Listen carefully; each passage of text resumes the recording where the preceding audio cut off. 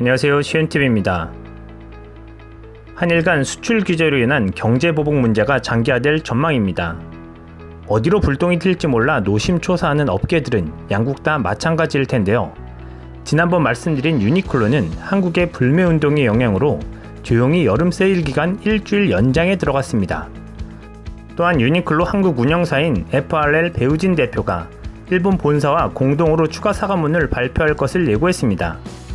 성의 없는 가짜 사과는 오히려 한국민을 기만하는 역효과를 불러왔기 때문이죠. 하지만 근본적인 문제 해결 없이 사과만으로 고객들이 발길을 돌릴지는 미지수입니다. 일본은 한국 경제력에 3배 정도 앞서 있다고 알려져 있습니다. 경제력이 크기 때문에 버틸 능력도 더 크다고 자부하고 있는 상황입니다. 자국민들에게도 큰 피해가 가는 일을 무역 질서를 해치면서까지 도발한 아베 정부가 8개월간 준비해 한국에 급소를 찔렀다는 언론의 보도도 있었습니다.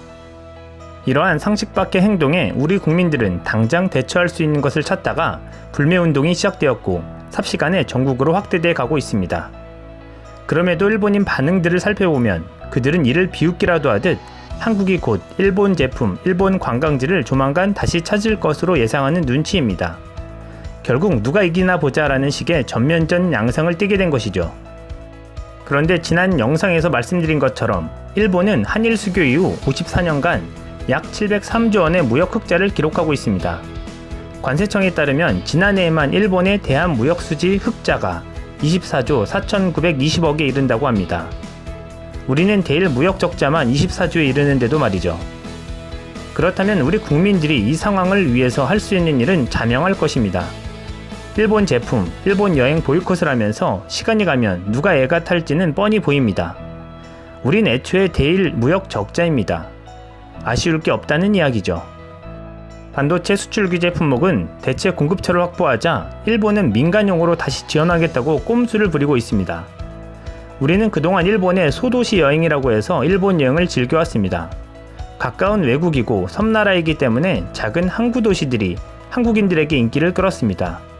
중국인들은 단체가 많다 보니 주로 대도시로 관광을 하는 것에 비하면 말이죠. 일본을 찾은 외국인 관광객들 중 4분의 1이 한국 관광객입니다. 그중 대다수가 소도시로 여행을 간다는 것이죠. 한국인들이 소도시를 먹여 살린다고 해도 과언이 아닙니다. 그런데 한국인이 여행을 가지 않으면 어떻게 될까요? 일본의 지방 소도시 자영업자들은 다 파산할 위기에 놓이게 될 것입니다. 이는 바로 아베 정부의 직격탄이 될 것입니다. 장기화되면 될수록 일본 지역 경제는 다 무너지기 때문입니다. 2020년 도쿄올림픽을 통해 방사능 국가의 이미지를 탈피하고자 하는 아베. 방사능 이미지를 탈피하려 한다지만 경기장 옆에 방사능 폐기물이 그대로 방치되어 있는 건 아직 전 세계에 소개되지 않은 것 같습니다. 선수들에겐 후쿠시마산 음식을, 경기장 주변엔 방사능 폐기물 더미들, 세계인들을 기만하고 있는 걸까요?